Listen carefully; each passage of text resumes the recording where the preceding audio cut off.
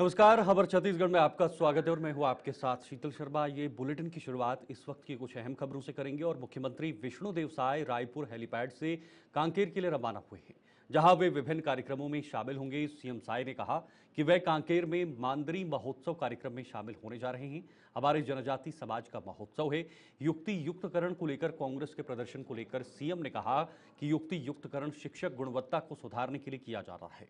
जातिगत जनगणना को लेकर के सीएम साय ने कहा कि जातिगत जनगणना से सभी वर्गों को फायदा होगा। कौन सी जाति के कितने लोग हैं उसका आंकड़ा आएगा और उनका विकास होगा।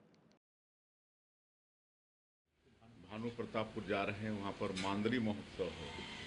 ये हमारे जनजातीय समाज का महोत्सव है, मांदरी महोत्सव। उसमें आमंत्रण मिला है तो उसमें जा रहे हैं। बिल्कुल इससे फायदा होगा, सभी जाति को फायदा होगा। एक तो आंकड़ा सामने आएगा, कौन सी जाति के लोग कितने लोग हैं और उस हिसाब से उनका विकास होगा। अभी तक तो यही हुआ है। कांग्रेस की कथनी और करनी में अंतर रहता है। जातिगत जनगणना की बात भी ये लोग बहुत पहले से करते आए हैं, लेकिन वो काम को भी अंजाम हमारे माननीय प्रधानमंत्री जी श्री नरेंद्र मोदी जी दे रहे हैं। अब जातिगत जनगणना यहाँ पर होगी, जबकि कांग्रेस इसको बहुत पहले से बोलती रही लेकिन कर नहीं पाई। बिल्कुल होगा, अच्छे से होगा। जब पहले भी 15 साल यहाँ अपनी सरकार थी डॉक्टर रमन सिंह के नेतृत्व में, तो उस समय भी इस तरह से हमारे सांसद, विधायक, मंत्रीगण, निर्वाचित जनप्रतिनिधिगण स्कूल में औचक निरीक्षण के लिए जाते थे। तो उस तरह से फिर हम लोग शिक्षा का गुणवत्ता बढ़ाने के लिए वो करने वाले। शिक्षा का गुणवत्ता बढ़ाने के लिए शिक्षकों को बैलेंस, मतलब शिक्षकों की जो संख्या है उसको बैलेंस करने के लिए और ये बच्चों के हित में युक्तिकरण कर रहे हैं। अब थोड़ा सा रुक जाइए। जिस तरह से असमानता थी, एक तरफ शिक्षक विहीन स्कूल थे, एक शिक्षक ये थे, एक तरफ स्टूडेंट से ज़्यादा शिक्षक थे, तो ये सब पूरा बैलेंस हो जाएगा। युक्तिकरण होने दीजिए, ये बच्चों के हित में है, शिक्षा की गुणवत्ता को बढ़ाने के लिए है।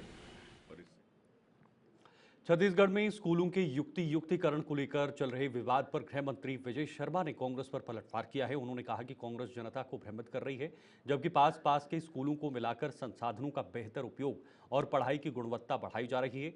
उन्होंने कांग्रेस की पदयात्रा को राजनीतिक नौटंकी बताया है। आप मैंने इस झूठ और इस भ्रम को मैं आपसे आग्रह करता हूं कि जनता के बीच आप बहुत स्पष्ट करें। 10,000 ऐसे स्कूल थे जो एक ही प्रीमाइसेस में थे। वहाँ प्राइमरी स्कूल और मिडिल स्कूल था, मिडिल स्कूल और हाई स्कूल था, हाई स्कूल और हायर सेकेंडरी स्कूल कॉम्बिनेशन था। उन 10,000 स्कूलों में प्राइमरी और मिडिल अगर एक प्रीमाइसेस में है, 2 हेडमास्टर हैं, तो उसको एक हेडमास्टर कर दिया तो गलत हो गया। और दूसरा हेडमास्टर का पोस्ट खत्म नहीं हुआ, उसको दूसरी जगह पदस्थ किया। मेरी बात समझ रहे हैं आप? तो इसमें क्या गलत हो गया भाई? 133 ऐसे स्कूल ग्रामीण क्षेत्रों में जिसमें प्राइमरी स्कूल, एक मैं नंबर बता रहा हूं आपको, जिसमें प्राइमरी स्कूल है और एक प्राइमरी स्कूल है, 1 किलोमीटर के अंतर्गत दूसरा प्राइमरी स्कूल है और दूसरे प्राइमरी स्कूल में 10 से कम की संख्या है और 2-4 शिक्षक हैं, तो दोनों स्कूल को मिलाया गया।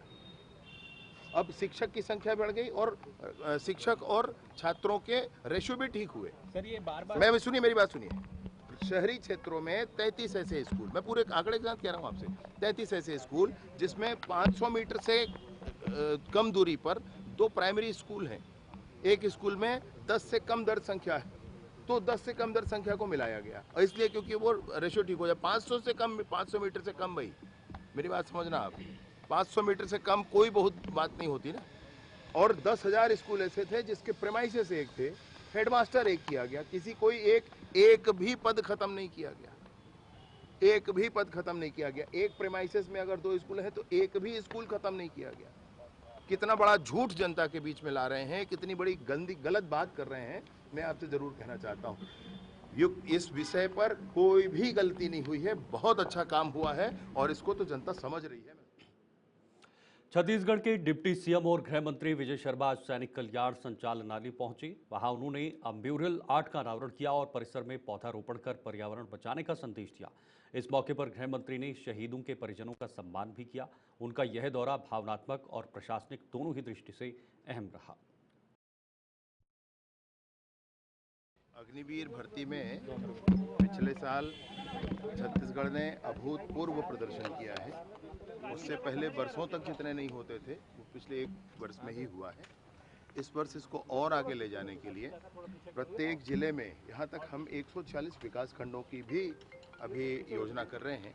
हर एक विकास खंड में पहले उनके रिटन एग्जाम्स की चिंता करना और फिर फिजिकल की चिंता करना, और अग्निवीर में भर्ती के लिए भूतपूर्व सैनिक जितने जो भी उपलब्ध हो सकते हैं उनके माध्यम से इस काम को आगे बढ़ाना। बहुत अच्छा अभियान ब्रिगेडियर साहब ने यहाँ पर किया हुआ है। वृत्त चित्र पर उकेरा हुआ है पूरे भारतीय सेना के शौर्य को, पराक्रम को, फ्लैग्स को, सब कुछ, और ये बहुत प्रेरणा देगा सबको, मैं सोचता हूँ। और ये चीज़ जो अभी यहाँ है, कोशिश ये करेंगे कि ये हर जिले में ये चीज़ पहुँचे। साथ ही साथ बहुत बड़ी ताकत है भूतपूर्व सैनिकों की, उस ताकत का समाज में और अच्छे से कैसे समायोजन हो, उपयोग हो, उसके लिए। छत्तीसगढ़ में युक्तिकरण को लेकर सियासत तेज हो गई है। शिक्षक इसका विरोध कर रहे हैं और आंदोलन की तैयारी में है। पूर्व डिप्टी सीएम टीएस सिंहदेव ने इस शिक्षा के खिलाफ बताया है इसे। उन्होंने कहा कि प्रदेश सरकार 45,000 पद खत्म कर रही है, जिससे प्राथमिक और मिडिल स्कूलों की पढ़ाई पर असर पड़ेगा। उन्होंने तंज कसते हुए कहा कि सरकार के फैसले समझने के लिए अब शायद उन्हें खुद KG1 से पढ़ाई शुरू करनी पड़ेगी। युक्तियुक्तकरण के संदर्भ में प्रदेश कांग्रेस कमेटी ने शिक्षा न्याय पहल प्रारंभ की है, और जिस तरीके से लगभग 45,000 पदों को समाप्त करने की मुहिम चालू की है वर्तमान सरकार ने, इसका हम पुरजोर विरोध कर रहे हैं।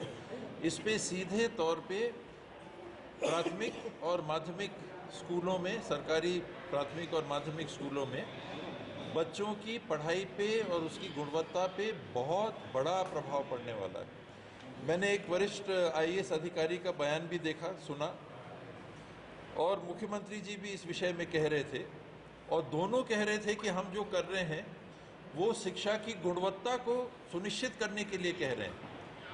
मेरी बुद्धि में कुछ कमी आ गई होगी कि मैं ये नहीं समझ पा रहा कि प्राथमिक शाला में 2 की जगह 1 आप शिक्षक रखोगे तो शिक्षा की गुणवत्ता बढ़ेगी कैसे। मैं बिल्कुल इस बात को नहीं समझ पा रहा। मेरे को ज्ञान लेना पड़ेगा, नए सिरे से ज्ञान लेना पड़ेगा, मेरे को KG में या क्लास 1 में भर्ती होना पड़ेगा, और वहाँ से नई पढ़ाई करनी पड़ेगी कि कैसे एक टीचर को हटा के आप बच्चों को बेहतर ज्ञान दे सकते हैं। नगर निगम के नेता प्रतिपक्ष भारत कश्यप ने नगर निगम के चीफ इंजीनियर पर गंभीर आरोप लगाए हैं। उन्होंने कहा कि ठेकेदारों से 20,000 की मांग की जा रही है और मंत्रालय में पैसे भेजने के नाम पर कमीशनखोरी हो रही है। उन्होंने सवाल उठाया कि प्रधानमंत्री मोदी की सरकार में ऐसा भ्रष्टाचार कैसे हो रहा है। महापौर ने पलटवार करते हुए कहा कि कांग्रेस सिर्फ आरोप लगाती है, जबकि उनके कार्यकाल में ही सबसे ज्यादा भ्रष्टाचार हुआ है। देखिए क्या है, अभी कुछ दिनों से कुछ ठेकेदारों का मेरे पास कंप्लेन आया है कि उनके पास नगर निगम के चीफ इंजीनियर और ई द्वारा उनको फ़ोन करके बुलाया जा रहा है कि हमको निगम में 20,000 रुपये देना है, कि उसमें मंत्रालय में 20,000 छोड़ना है, तुम आ करके मिलो और 20,000 जमा करो। ये अवैध वसूली नगर निगम अधिकारियों के द्वारा किनके लिए किया जा रहा है, ये तो सोचने वाली बात है। लेकिन ठेकेदारों के पास शिकायत आया है उनके द्वारा, और ये बहुत ही, क्या बोलूँ इसको, गंभीर मामला है। इसको जांच के दायरे में कलेक्टर साहब के पास ले जाना है, और मैं आगे अपने पार्षद साथियों के साथ मिलकर इसको संज्ञान में लेकर के कलेक्टर साहब से मिलूँगा। देखिए, जो कांग्रेस नेता प्रतिपक्ष जो आरोप लगाएं, पहली बात तो मेरी जानकारी में नहीं है, मुझे जानकारी लेना पड़ेगा इसके लिए। और कांग्रेस का काम ही है कि आरोप प्रत्यारोप लगाना, बस इसी में पिछले 5 साल इन्होंने भू माफिया और इसमें पूरा भ्रष्टाचार करके जिस तरीके से 5 साल निकाला है, अब इन लोग 5 साल जो है इनका कोई काम नहीं रहा, बस आरोप प्रत्यारोप में जो है ये 5 साल निकालेंगे। इससे मुझे कोई मतलब इसकी जानकारी नहीं है। जो भी नेता प्रतिपक्ष जी आरोप लगा रहे हैं, इसकी जानकारी लेने के बाद ही मैं कुछ बता सकती हूँ।